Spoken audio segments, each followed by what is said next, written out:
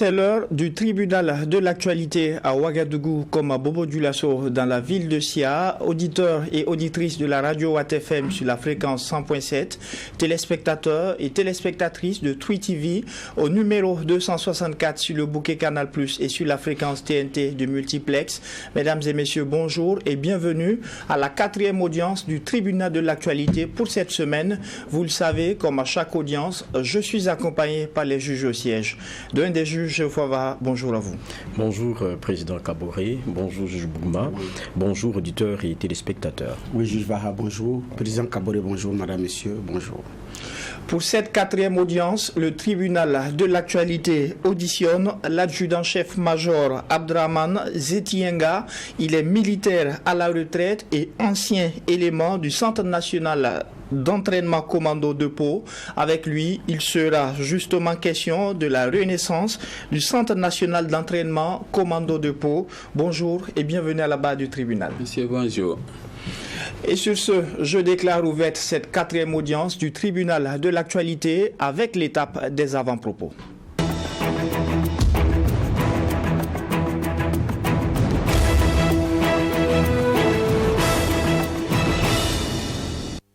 Doyen des juges, Fava, qu'est-ce qui retient votre attention pour cette audience du tribunal? Oui, merci. Ce qui retient mon attention, c'est la nouvelle grille que le ministère de la Défense a sortie, qui concerne le traitement des VDP. Et le président l'avait déjà annoncé lorsqu'il faisait sa dernière adresse à la nation, l'avant-dernière même, il l'avait déjà évoqué, la question d'un meilleur traitement pour ce qui est des VDP. On a maintenant les primes qui sont passées de 60 000 à 80 000, il n'y a pas que ça, il y a la question des soins médicaux qui sont restés pareils, la question de l'alimentation 1500 jours, les frais d'inhumation sont passés de 100 000 à 250 000, l'assistance financière de 1 million à 3 millions, parlant des ayants droit. Il y a la question aussi des primes d'invalidité qui passent de 30 000 par mois, je pense, à 3 millions. Donc ce sont des changements vraiment subséquents et je crois que pour moi ça n'est que un peu justice, parce que c'est vrai que le président Ibrahim Traoré n'a pas la paternité de la création de VDP, mais c'était une bonne idée. Maintenant, comment est-ce que cette bonne idée-là, on arrivait à lui permettre d'impacter de façon positive? Je pense que c'était ça. Et dans les premiers moments, c'était vraiment compliqué parce que c'était beaucoup plus de plaintes, des gens qui s'engageaient, mais déjà, comme le disait un ministre, qui n'était même pas répertorié. Donc, difficile de parler des traitements de personnes dont l'autorité centrale ne maîtrise ni le nombre, ni les identités. Ça devenait vraiment compliqué. Et petit à petit, je pense que les bonnes réflexions ont été menées et aujourd'hui on se retrouve dans une situation où vous avez le VDP qui est bien équipé, parce que je ne pense pas que quand le terroriste se trouve en face, il essaie de faire un casting pour voir qui est militaire, qui est VDP. Non, il risque les vies au même titre. Et c'est bon que ce traitement-là soit fait. Et pour moi, ça n'est que maintenant justice. Parce que tout le monde qui va et met sa vie dans la balance, je pense que c'est quelque chose qui doit peser aussi pour ceux qui les regardent partir. Et pour moi, c'est un point à saluer. Merci. Juge Fava, juge Bernard Bougma, qu'est-ce qui retient votre attention pour cette audience? Oui, effectivement, comme on n'est pas entré dans la même brèche ouverte par le juge Vaha sur effectivement la prise en charge des VDP. Effectivement, c'est des combattants sur le terrain, c'est effectivement des combattants qui portent les mêmes tenues, qui ont accès, qui ont aussi les mêmes kits et tout. Donc il fallait y penser à améliorer. Maintenant, comme on le dit, il y a aussi l'après-guerre qu'il faut commencer à préparer pour ces messieurs. L'après-guerre, qu'est-ce qu'on fait? Donc c'est sûr que ces réflexions-là sont en train d'être faites. Mais ce n'est qu'effectivement justice, parce que c'est des combattants. Donc ils ont droit aussi à un minimum. Maintenant, vous n'étant pas enrôlé dans l'armée régulière, étant des supplétifs, bon, vous n'avez certainement pas les mêmes droits, mais il y a un minimum quand même que la nation devrait pouvoir effectivement vous concéder. Donc, mon second avant-propos très rapidement, c'est le décès de Frédéric Fernand Girma, donc à 93 ans, un homme politique burkinabé qui a été ambassadeur, qui fait partie d'ailleurs de la première cuvée des ambassadeurs burkinabés. Donc il aura marqué le Burkina Faso à travers son militantisme politique. Il a même été candidat à la présidentielle. Il a aussi écrit. Donc c'est quelqu'un qui aura marqué l'histoire politique du Burkina Faso, même si depuis un certain temps, il est rentré dans la discrétion. Donc, parce que c'est un homme aussi qui a un franc-parler, comme on le dit, qui a fait l'ONU, les États-Unis d'Amérique de 60 à 63, parce qu'il a été ambassadeur là-bas. Et entre lui et Maurice Yamego, c'était vraiment pas aussi le parfait amour. Je pense que le titre de son livre, c'est Comment perdre le pouvoir, pour le cas de Maurice Yamego. Donc il a écrit dessus. C'est aussi une des mémoires de notre histoire politique qui s'en est allée. Et donc, je pense que le décès, c'était hier. Et ça a été annoncé très au petit matin dans certaines colonnes. L'Obs d'ailleurs l'a mis dernière minute à la une. Donc, parce que c'est réellement une information qui est tombée. Voilà. Et donc, qu'est-ce qu'on peut faire? C'est souhaiter beaucoup de courage à sa famille. C'est vrai qu'il lègue à la postérité également son parcours politique qui pourra inspirer beaucoup de jeunes. Mais comme je l'ai dit, c'est aussi l'une des mémoires de notre scène politique qui s'en est allée. Près de 3 décennies après sa fermeture, le chef de l'État, le capitaine Ibrahim Traoré, a annoncé à travers la prise d'un décret la création d'un centre national d'entraînement commando à Pau. Comment est-ce qu'une telle information a été accueillie par les anciens pensionnaires justement du centre national d'entraînement commando de Pau? Eh bien, on en parle à cette audience du tribunal avec l'adjudant-chef-major Abdraman Zetiyenga. Déjà, comment est-ce qu'on vous présente? Merci bien. Et effectivement, comme vous le dites, je suis l'adjudant-chef-major à la retraite, Abdraman Zetiyenga, un ancien élément du Centre national d'entraînement commando que les gens sont couramment l'habitude d'appeler Sénèque. Et c'était sous le capitaine Thomas Sankara à Pau. D'accord. Monsieur les juges, avant d'aller au fond du sujet, l'invité est à vous pour des questions de généralité. Merci. Donc nous avons affaire à un commando ce matin sur ce plateau. Mais de fermeture, il n'y avait pas aussi que le Sénèque de Pau. À un moment donné aussi, il y a eu le PMK qui avait été un temps fermé. Alors souvent, qu'est-ce qui explique ces choses-là? C'est le choix de fermer ou de l'ouvrir après? Par rapport au Centre national d'entraînement commando, je pense que d'abord il est nécessaire, avant que je ne prenne la parole, de magnifier, vraiment d'avoir une pensée pour le capitaine Thomas Sankara qui a été quand même, qui a laissé des jalons dans cette vie. Et que la jeune génération vraiment est en train de s'imprégner actuellement. Et c'est lui qui a été l'artisan de la mise en place des commandos du Sénèque à Pau. Et sa vision était donc de rendre opérationnelles les forces armées nationales. Parce que un militaire sans formation, vraiment, c'est assez difficile qu'il puisse mener le combat contre l'ennemi sur le terrain. Je voudrais aussi également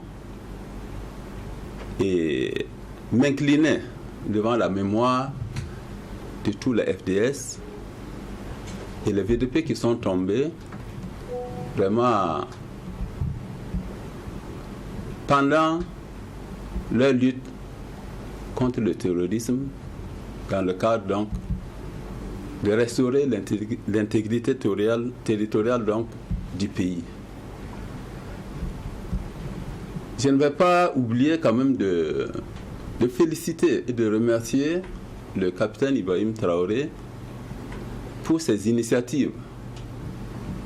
Parce qu'il faut reconnaître que sans lui, nous ne serons pas être en train aujourd'hui de parler d'un État même qui existait, Non.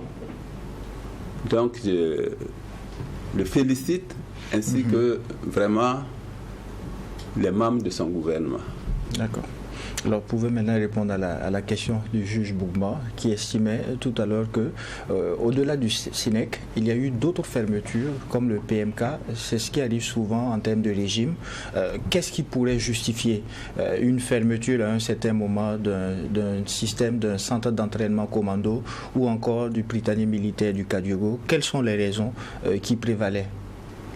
Bon, il faut reconnaître que la fermeture du Centre national d'entraînement commando est intervenue sous le capitaine Blaise Compaoré. Ce que nous avons d'ailleurs décrié parce que le centre, comme le voulait le capitaine Thomas Sankara, était un centre qu'il voulait qu'il soit à vocation régionale. D'abord, le centre devait former les forces de défense et de sécurité du pays, mais par la suite, en tout cas avec son ambition, sa vision, je pense que les éléments de la sous-région aussi devaient être formés.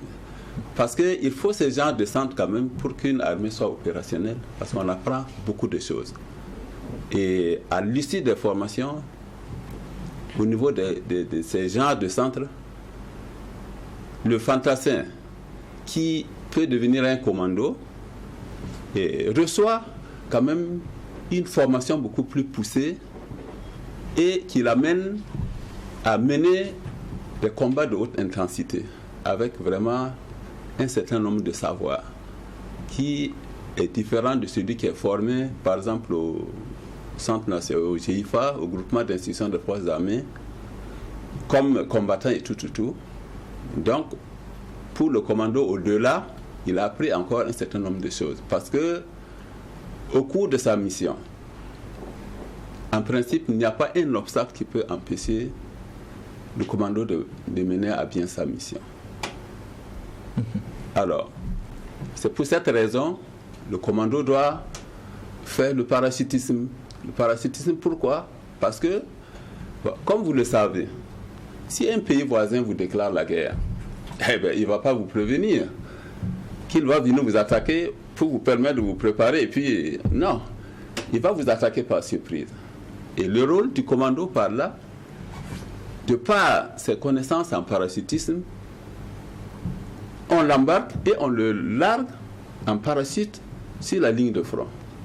Et là, il commence à contrer l'avancée de l'ennemi en attendant, par exemple, que les troupes au sol puissent maintenant effectuer le déplacement et puis rejoindre le lieu. Le commando aussi peut être héliporté, c'est-à-dire qu'avec les hélicos, on les dépose aussi sur la ligne de front.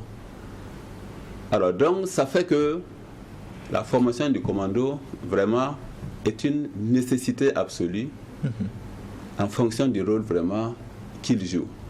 Et en dehors de cela, le commando peut être amené à mener des raids en territoire ennemi. Eh bien, il faut qu'il s'adapte au relief. Mais donc, que ce soit les collines, les cours d'eau, il faut qu'il arrive à les franchir. Et voilà pourquoi on apprend le commando à faire de l'escalade. On apprend le commando à traverser les cours d'eau ou descendre des collines avec des cordages, raison pour laquelle, lorsque vous voyez souvent les commandos défiler, vous voyez au-dessus de leur sac à dos des cordages enroulés. Bon, les gens peuvent se poser la question de savoir, mais pourquoi ces cordages? Oui, ça le sert beaucoup sur le terrain. Alors, indépendamment de cela, comme vous le savez, il faut que le commando maîtrise correctement ses armes. Et pour réellement être apte sur le terrain et combattre donc l'ennemi. Parce que si vous avez vos armes que vous ne savez pas vous en servir, vraiment c'est inutile. D'abord pour votre vie et la vie aussi de vos camarades. Donc il y a un certain nombre de choses. Bon, c'est assez long dans le cadre de la formation du commando. Et voilà. D'accord. Oui, allez-y, juge Bougma. On entend commando, on entend force spéciale. Est-ce qu'il y a une différence entre les deux? Parce que sous le président Kabore, on a appris qu'il y a des forces spéciales qui ont été formées pour des missions spéciales. Est-ce qu'il y a une différence entre un élément d'une force spéciale et un commando? Des éléments de force spéciales, avant tout, sont des commandos. Il n'y a pas eu une grande différence parce qu'ils ont été formés par des moniteurs commandos pour devenir des forces spéciales. Forces spéciales, pourquoi? Parce que à travers les missions qui les sont dévolues, et pour soit la protection des personnalités, soit pour des interventions, quand on se souvient par exemple des attaques de Splendid Hotel ou autres, ainsi de suite, on ne peut pas envoyer n'importe qui pour ce genre d'intervention. Donc, les forces spéciales sont des forces qui ont été formées vraiment pour mener ce genre de mission. Juge Fava, on est presque dans le fond. Oui, mais moi je veux aussi qu'on fasse peut-être on revienne un peu en arrière pour comprendre déjà comment, parce qu'on disait au début, comment est-ce que la question du commando même devient un besoin dans notre armée. Et puis, tout à l'heure, vous disiez que vous en sortiez, on sait que vous êtes de la deuxième promotion, c'est ça? Vous êtes de la deuxième promotion. Il y avait quelqu'un qui avait été, pour parler de Thomas Sankara, moniteur commando, parce que lui aussi, il a fait la formation en France. Mais quand est-ce que le Burkina sent le besoin d'avoir des commandos, et puis comment est-ce que ça se met en branle à l'époque? Ok. Je pense que le capitaine Ibrahim Traoré est un visionnaire. Et un visionnaire, et nous, en tant qu'anciens et commandos, vraiment, nous le félicitons pour cette décision courageuse, parce que un commando formé est apte et aguerri et prêt vraiment pour le combat. Donc, actuellement, les unités sont en train de se créer, c'est bien, mais il faut leur assurer une formation vraiment assez consistante pour leur permettre vraiment de mener plus à bien leur mission sur le terrain. Parce qu'actuellement, dans le cadre de la lutte contre le terrorisme, c'est vrai, et on en recrute et tout, mais la question de la formation, parce que dans le cadre même de certaines missions, il faut forcément qu'il y ait des commandos qui puissent vraiment exceller dans ce domaine-là. Et non seulement le Centre national d'entraînement qui forme les commandos, je pense que cela peut être mis à profit pour approfondir en tout cas plus les connaissances en tout cas des FDS sur le terrain. D'accord, mais moi, ma question, c'est de revenir un peu sur l'histoire même du commando. Comme je le disais, vous êtes de la deuxième promotion. Et en son temps, je pense qu'on est dans les années 74 par là. On est dans les années 74. Et je pense qu'on n'est pas loin de la crise d'avec notre ami d'aujourd'hui, le voisin malien. Et on se rend compte qu'il y a un besoin d'avoir des hommes aguerris, mais particulièrement, je parle de militaires. Donc je vais revenir sur ce contexte-là. Comment est-ce que ça s'est fait? Est-ce que, parce qu'il y a beaucoup qui ont pu avoir des interviews avec vous, vous dites, les militaires sont venus d'abord d'eux-mêmes. C'est pas, comment ça s'est passé au départ? Ceux qui sont venus se faire former. Ok. Bon, je pense que par rapport à l'historique des commandos de Pau, tout est parti du conflit entre la Haute-Volta à l'époque et le pays frère du Mali.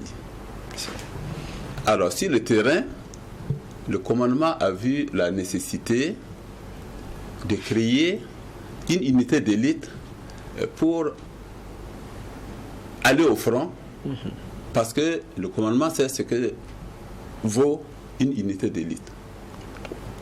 Alors, c'est de là que,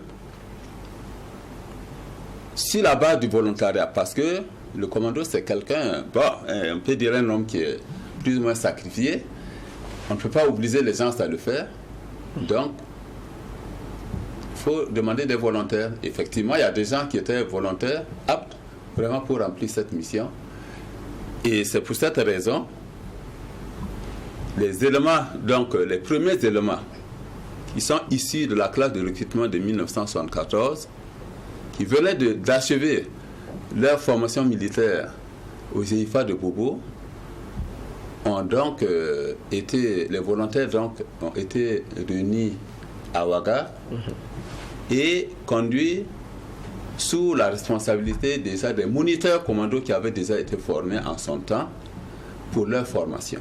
D'accord. Et compte tenu, et lorsqu'ils sont arrivés effectivement à Ouaga, ils ont été déjà pris en compte par un officier, le lieutenant Guébré Fidèle en son temps, qui était réellement un officier vraiment très dynamique, un officier compétent et qui avait aussi certaines qualités parce que c'est un adepte vraiment des arts martiaux qui a commencé la formation avec eux. Il était d'ailleurs l'aide de camp du général Babassi, le chef d'état-major général des armées en son temps. Mais finalement, c'est le lieutenant Thomas Sankara qui a été choisi pour non seulement parachever la formation de ces commandos et être le premier responsable de cette unité, parce que d'abord, en 1974, lorsqu'il s'est rendu au front avec son unité du génie militaire où ils étaient basés à Nassumbu, déjà, et en tout cas, il a posé un certain nombre d'actes quand même qui a plu au commandement, dans le cadre en tout cas donc, de ce conflit.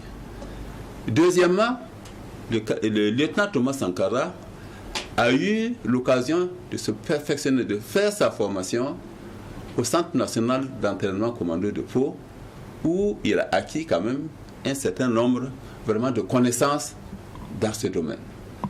Donc, c'est tout cela qui a valu le fait qu'on l'ait choisi donc, pour diriger ce camp et cette unité.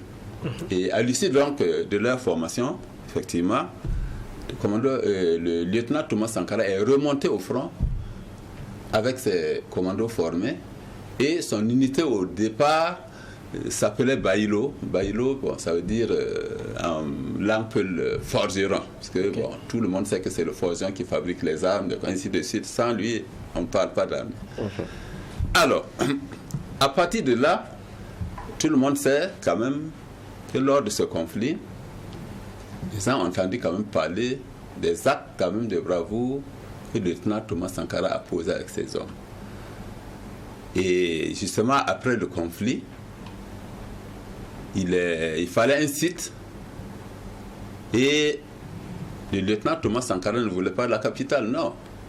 Il fallait un site pittoresque et finalement c'est Pau qui a été choisi compte tenu vraiment de son couvert végétal, compte tenu du relief, compte tenu du climat, ainsi de suite et tout. Et sans oublier que le pic Naouri est là, un pic vraiment assez pittoresque qui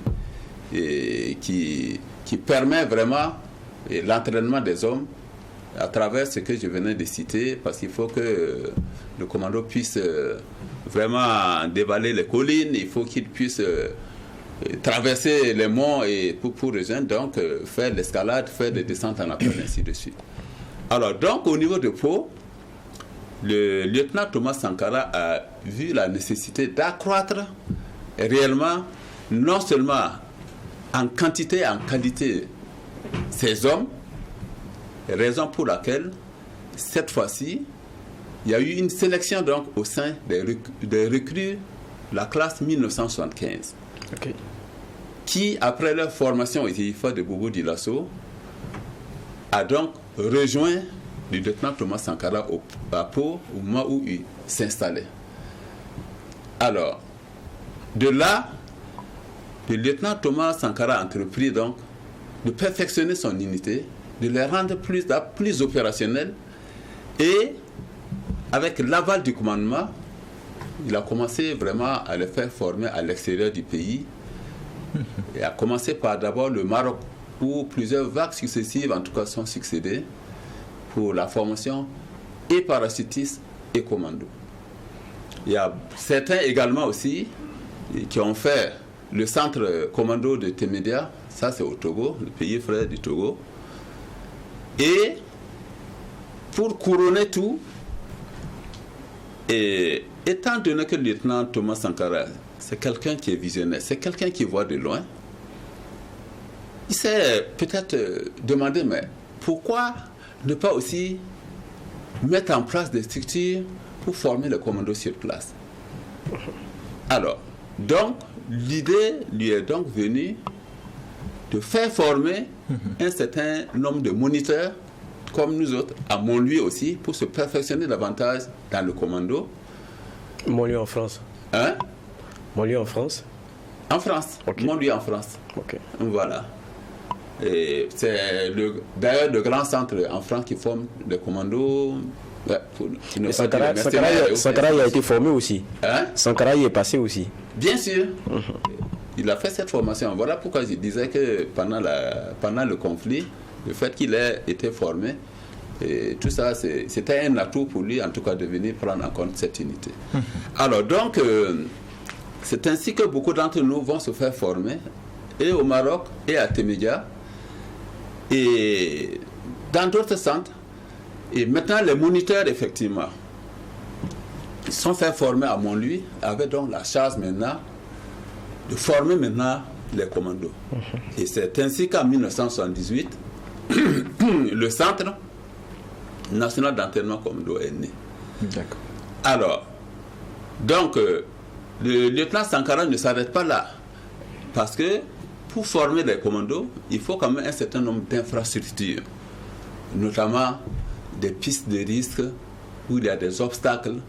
Alors, c'est ainsi que, avec l'aval du commandement, le lieutenant Thomas Sankara, accompagné d'une équipe du génie militaire, en la personne du lieutenant Congo Rémy et d'un sous-officier, Adama Ouedraogo, ils sont allés donc en France pour voir de visu comment se présente ce centre et faire un devis détaillé vraiment des différentes infrastructures qui se trouvent dans ce centre-là, en vue donc de les vraiment construire à Pau pour la formation des commandos. Donc, bon, mais malheureusement, ce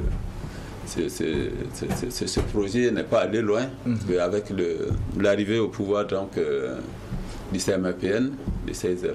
Justement, comment est-ce que la deuxième promotion à laquelle vous appartenez, comment est-ce que vous avez accueilli la nouvelle de la fermeture du Sénèque? Naturellement, ça ne pouvait pas nous plaire, dans la mesure où et la fermeture de ce centre vraiment a entraîné pas mal de problèmes dans le cadre de la formation des hommes. Parce que, effectivement, quand les éléments sortent du GIFA, de Bobo Dioulasso, le groupement d'instruction des forces armées voltaïques à l'époque, il y avait des notions de combat, effectivement, tant que fantassin, ça ne suffisait pas. Ça ne suffisait pas. Et parce qu'au Centre national d'entraînement commando, à l'ouverture du centre, beaucoup de commandos et même des éléments des forces armées nationales et même paramilitaires se sont déjà fait former à Pau. Il y a eu des douaniers, il y a eu des forestiers, en tout cas qui ont fait leur passage à Pau dans le cadre des formations pour étouffer vraiment leurs connaissances. Et je pense que de nos jours, ils peuvent en tout cas témoigner pour dire que vraiment le centre apporte vraiment beaucoup de choses pour les forces de défense et de sécurité. D'accord. Juge Benabougman. Oui, ça a été fermé. Maintenant, après la fermeture, bon, c'est sûr que les éléments ont été reversés, mais le RSP était réputé être un regroupement d'anciens commandos. Est-ce que c'est vrai? Effectif. Puisque c'est vrai, et le centre a été fermé, il est vrai, mais néanmoins continuait de fonctionner un peu dans la mesure où il y a des cadres en tout cas qui étaient toujours à Pau, qui continuaient de former les gens. Mais le gros lot,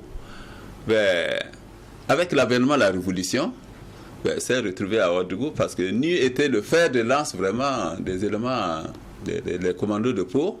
On ne parlerait pas de révolution.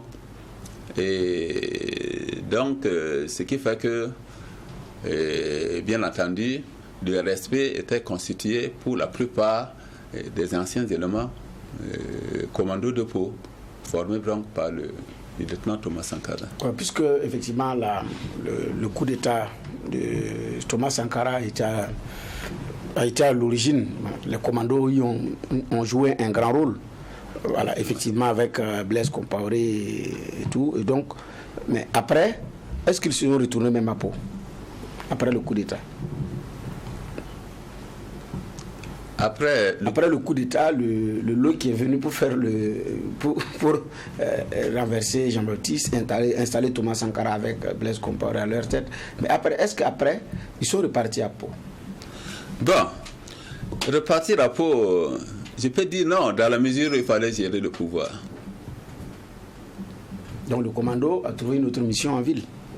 Bon, le commando maintenant, bien entendu, à partir du moment où le coup d'État donc a été consommé, à partir du moment où il fallait assurer la sécurité des personnalités et des biens, bon, il fallait que le commando se transforme justement en cette unité, un régiment de sécurité présidentielle pour encore accomplir cette mission. Et parce que ce n'est pas aussi facile, cette mission de sécurité. Et heureusement que à travers la formation reçue, bon, ça coulait quand même comme de l'eau. Voilà. D'accord. C'est vrai que après il faut sécuriser le pouvoir, mais il fallait continuer aussi la formation, qui est un autre aspect. Mais les raisons qui ont prévalu à la fermeture, c'était quoi? Est-ce que Blaise Compaoré avait donné une explication particulière, comme vous étiez ensemble, pour fermer le centre? Pour dire, est-ce qu'il n'y a plus de besoin de former de commandos? Est-ce que c'était pourquoi? Bon, la question que nous nous sommes posée est de savoir si réellement, sous le capitaine Blaise Compaoré, est-ce que réellement, comme tout le monde l'a constaté, bon, à travers le dispatching des unités qui étaient sur place, bon, est-ce que réellement le capitaine Blaise Compaoré ne voulait pas se focaliser beaucoup plus sur sa sécurité que vraiment de former peut-être d'autres éléments quand on sait que par rapport à un coup d'État donné, bon, ce sont des hommes qui le font. Et je ne sais pas si c'est tout ceci qui a milité vraiment en faveur de la fermeture de cela. Alors, mais en tout cas, il faut reconnaître que ça a été une très, très, très, très mauvaise chose parce que ça a joué sur vraiment les capacités opérationnelles des autres forces de défense et de sécurité. C'est uniquement autour de lui, sa sécurité. Là, il faut reconnaître quand même qu'elle était assez forte, suffisamment armée et tout. Donc, voilà ce que je peux dire.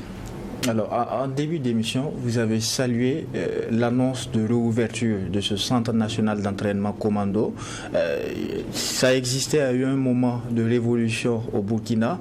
Aujourd'hui, avec la transition actuelle, beaucoup entrevoient des similitudes entre la révolution dirigée à l'époque par Thomas Sankara et la transition actuelle dirigée par le capitaine Ibrahim Traoré.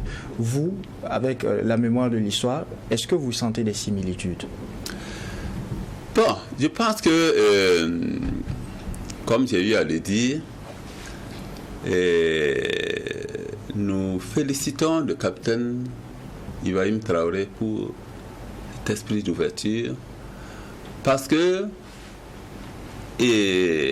rendre opérationnel les forces armées, je pense que c'est ce chemin que le capitaine Ibrahim Traoré a pris.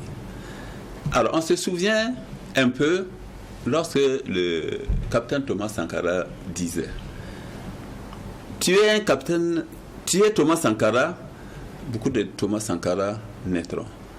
Et aujourd'hui, je pense que à travers les faits et gestes du capitaine Ibrahim Traoré, c'est vraiment la réincarnation du capitaine Thomas Sankara. À l'époque, probablement, il n'a pas connu mais comment se fait-il que vraiment toutes les idées du capitaine Thomas Sankara se retrouvent aujourd'hui vraiment entre ses mains? Et c'est une très bonne chose parce que non seulement il faut que notre armée soit invincible, il faut que notre armée soit réellement connue comme du temps de Thomas Sankara où les éléments de la sous-région nous craignaient, mais il faut aussi que notre pays puisse vraiment être souverain. Et la souveraineté, tant que vous n'avez pas la force, c'est difficile de parler de souveraineté. Et le lieutenant Ibrahim Traoré, à travers ce qui se passe actuellement... Le capitaine Ibrahim Traoré. Le capitaine Ibrahim Traoré, à travers ce qui se passe actuellement, je pense qu'il va amener le pays vraiment vers son autosuffisance, il va amener le pays vers son indépendance véritable. Et particulièrement, puisque actuellement, dans le cas de lutte contre le terrorisme, il faut que l'armée travaille vraiment à récupérer tout le territoire des mains des terroristes. Et je pense que c'est ça vraiment qui est une très bonne chose. D'accord. Juge de ce centre. Juge Ofavaha. C'est vrai que Bernard est revenu plusieurs fois avec les raisons de la fermeture. Je ne sais pas si Bernard avait fait dire des choses à notre invité, mais au fond, quand on parlait de Pau... Non, je voulais juste comprendre. Non, on se comprend d'ailleurs. Quand on parle de Pau, est-ce que, au fond, Blaise Compaoré n'avait pas tort d'avoir peur de ce que Pau continue les centres de formation? Lorsqu'on connaît quelqu'un comme Sankara qui disait qu'un militaire, ça doit être quelqu'un qui est formé aussi politiquement et idéologiquement, sinon c'est un criminel en puissance, ça veut dire qu'il n'y a pas que guerroyer. Il y a ce qu'on travaille dans la tête. Je pense qu'on se comprend. Est-ce que Blaise Compaoré n'avait pas eu raison d'avoir peur? Naturellement. Quand vous êtes au pouvoir, il faut d'abord chercher à savoir, mais je suis au pouvoir, mais qu'est-ce qui peut être à l'origine de ma chute? Voilà. C'est peu que ce soit tel corps d'armée, X, ainsi de suite, et tout ça là. Et comme tout le monde, quand on parle de Pau, le commandeur de Pau, c'est une émanation du capitaine Thomas Sankara. Donc, les gens ne vivaient que pour lui. Nous avons quitté Pau. En fait, même quand nous avons quitté Pau le 4 août pour venir prendre le pouvoir à Ouaga. Mais c'était toujours dans la tête réinstaller le capitaine Thomas Sankara au pouvoir. Dans la tête, nous, c'est le capitaine Thomas Sankara. Nous, c'était lui surtout qui nous importait. Alors, donc, le capitaine Blaise Compaoré savait que tous les anciens commandants de Pau, malgré le fait que, et après la mort, donc, en tout cas du capitaine Thomas Sankara, continuait toujours de gérer sa sécurité, bien entendu. Il ne pouvait que douter vraiment de ces éléments. Voilà. Donc, c'est naturel. C'est naturel. C'est naturel. Mais est-ce que c'est pas ça aussi l'avatar? Parce que on peut le reprocher, par exemple, à certains présidents, parce que souvent on revient sur le cas de l'ancien président Blaise Compaoré, d'avoir fait plutôt une partie de l'armée qui est la vocation première de sécuriser son pouvoir. Mais à la fin, quand on forme pour quelqu'un, ou bien que lorsqu'on a formé et que tout le monde nous est redevable, c'est pas ça le piège. Parce qu'on est formé pour le pays, pour défendre la patrie. Vous parlez par exemple de Sankara. Sous Sankara, apparemment c'était que lui aussi. C'est la même chose. Mais la vision du capitaine Thomas Sankara, c'était clair. Rendre vraiment l'armée vraiment opérationnelle. Et associer le peuple vraiment dans la gestion de la sécurité du peuple. Donc, par rapport au capitaine Blaise Compaoré, c'était totalement différent. C'était totalement différent. Et nous, le constat, il faut le dire, c'est comme aussi il fait appeler aussi à rester longtemps au pouvoir et tout. Bon, il fallait quand même mettre un certain nombre de garde-fous pour sa sécurité et puis pour justement son gouvernement. Donc, les commandos, bien entendu, considèrent toujours en tout cas, n'ont pas douté, ceux-là qui pouvaient peut-être lui faire mal. Maintenant, revenons, on va dire, le capitaine Ibrahim Traoré a décidé de créer le SNEC. Bon, il y en a qui disent c'est réactivé, on peut dire ce qu'on veut. Qu'est-ce que vous pouvez apporter, vous les anciens? Qu'est-ce que vous pensez que vous pouvez encore apporter?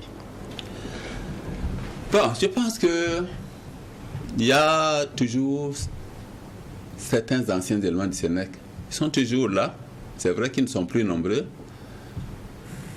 Il y a beaucoup quand même qui, avec la situation actuelle, un devoir pour eux de s'engager, d'apporter leur contribution. Et sans oublier que de par notre expertise, nous pouvons toujours accompagner les forces armées nationales, en tout cas, dans le cadre vraiment de leur rendre beaucoup aussi plus opérationnels à travers ce que nous avons vécu, à travers vraiment l'expertise que nous avons. Parmi nous, il y a beaucoup de gens toujours qui maîtrisent parfaitement l'armement, c'est-à-dire l'armement, c'est le fonctionnement des armes, apprendre aux soldats comment utiliser vraiment avec efficacité les armes et tout. Nous pouvons toujours apporter un plus, en tout cas dans ce cadre-là. Et nous pouvons toujours aussi accompagner les forces armées nationales dans le cadre vraiment de la mise en cause du pied du Centre national d'entraînement commando à travers ce que nous avons vécu pour permettre vraiment à ce nouveau centre qui va commencer d'aller vraiment de l'avant. Donc c'est pour dire que, en tout cas, non seulement c'est un devoir pour nous, mais si le devoir nous appelle, nous devons être à mesure, même si on marche avec des béquilles, de pouvoir en tout cas contribuer. Et là, j'ai une question. Est-ce que les choses n'ont pas évolué sur le plan stratégique avec ce que nous connaissons comme terrorisme? Est-ce que les choses n'ont pas évolué sur le plan matériel même avec les armes? Effectivement, et la plupart du matériel que nous utilisons aujourd'hui, les Kalash, c'est ce que nous utilisons sous la Révolution. Certaines armes telles que le RP7 et le PKMS, c'est-à-dire que les gens s'appellent couramment fusil avec chaîne, mais on l'avait déjà sous la Révolution. Et c'est des armes performantes qui peuvent encore vraiment durer en éternité, dans le cadre de leur emploi. Mais comme vous le dites, effectivement, les choses aussi ont beaucoup évolué parce que nous avons aujourd'hui affaire à une guerre asymétrique. Les données, effectivement, ont un peu changé, et sans oublier aussi la technologie.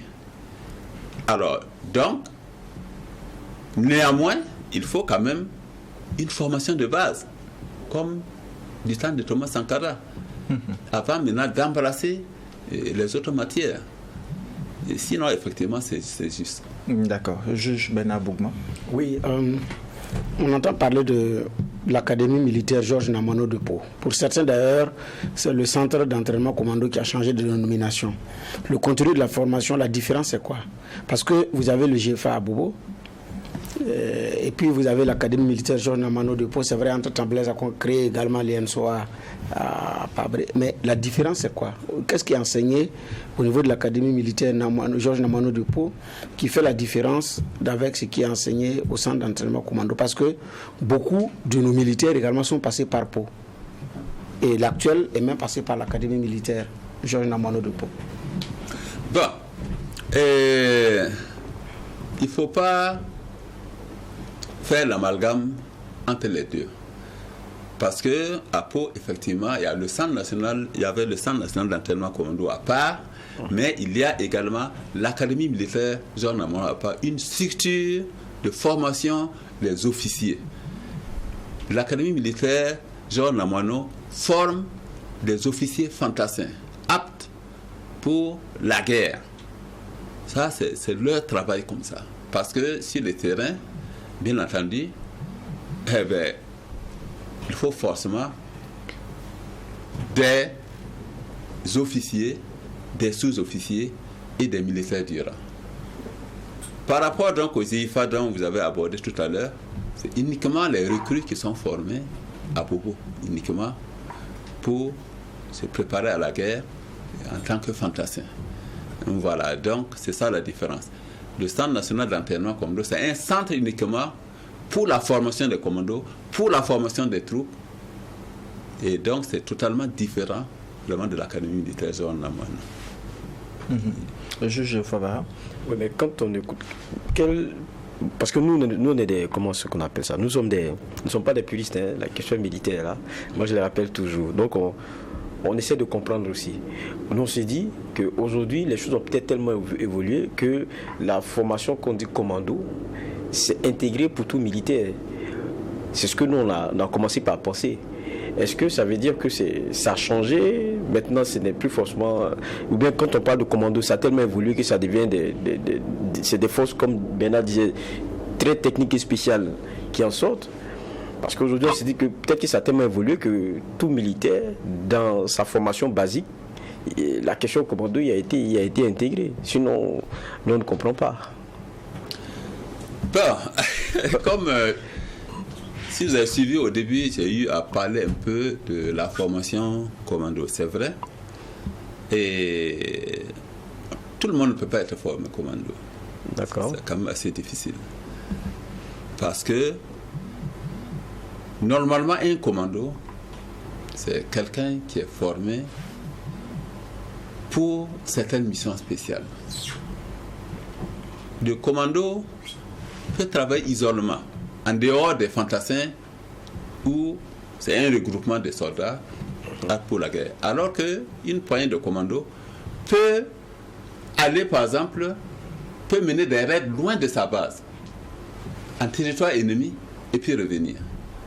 Alors donc, c'est pour cette raison, j'ai dit, qu'en ce qui concerne un commando, il doit être apte quand même pour accomplir vraiment ce genre de mission, avoir une formation beaucoup plus étoffée que le fantassin normal.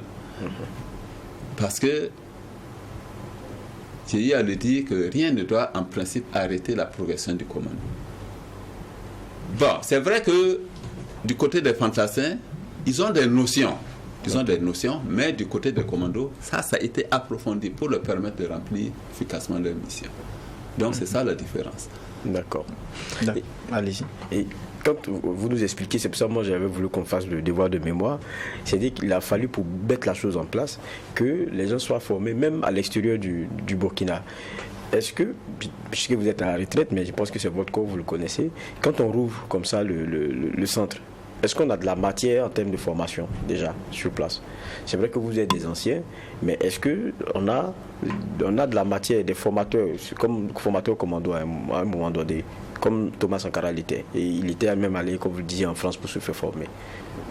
Bon, je pense que si le capitaine Ibrahim Traoré a eu l'idée de recréer vraiment ce centre national d'entraînement commando, et comme tantôt j'ai eu à le dire, c'est un visionnaire, il sait pourquoi il l'a fait, il sait où trouver les personnes, ressources vraiment, pour faire fonctionner ce centre.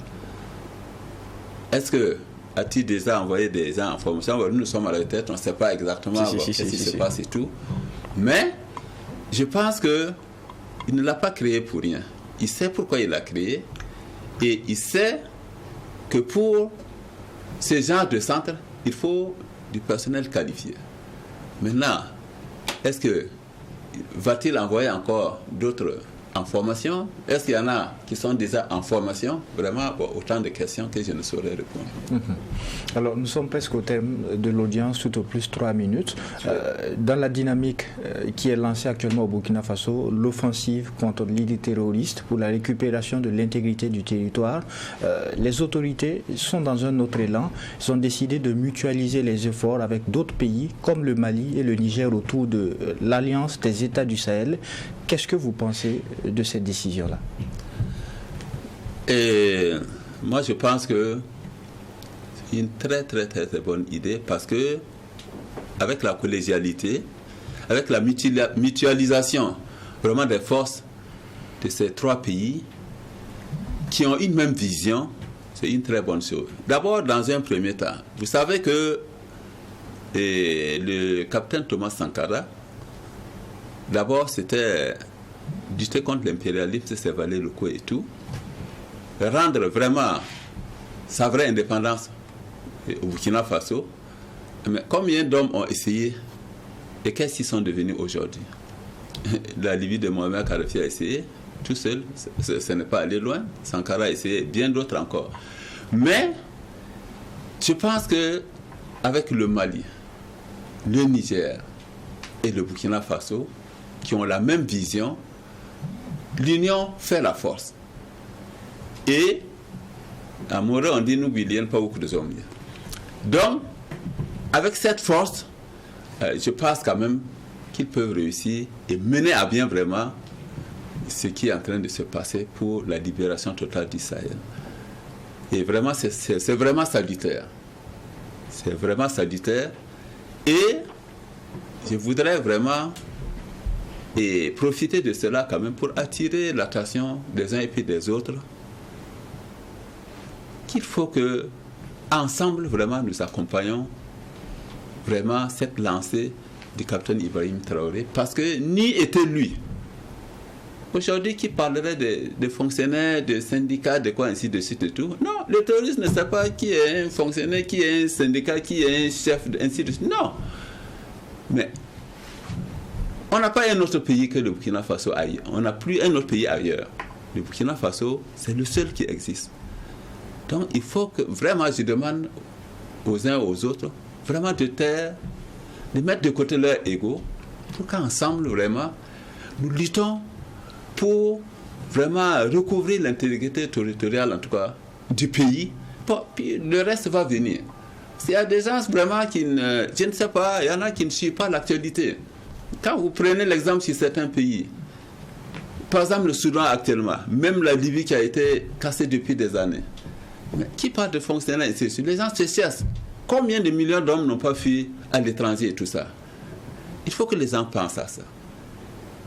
Et sans oublier qu'aujourd'hui, mais combien peuvent se rendre dans leur village de nos jours? Ce n'est pas possible. Il faut que chacun vraiment mette la main à la pâte pour qu'ensemble vraiment on sorte de ça. Et puis bon, par la suite, nos petites querelles, on va reprendre. Et c'est ici que nous mettons un point final à la 4e audience du tribunal de l'actualité. Je rappelle que nous recevions à la barre l'adjudant-chef major Abdraman Zetienga. Il est militaire à la retraite et ancien élément du Centre national d'entraînement commando de Pau. Avec lui, il a justement été question de la décision de créer le Centre national d'entraînement de Pau, une décision prise par le capitaine Ibrahim Traoré. Merci d'avoir répondu à la convocation. Merci. Merci, juge Bernard Boukma, pour les angles de regard et d'analyse. Merci, juge Geoffroy Vaha, pour les clés de lecture apportées. Merci à vous, auditeurs et téléspectateurs, pour votre constante fidélité au tribunal de l'actualité. N'oubliez pas justement, ici au tribunal de l'actualité, la rigueur d'une justice équitable s'applique sur tous les sujets enrôlés. Au revoir et à demain pour une autre convocation.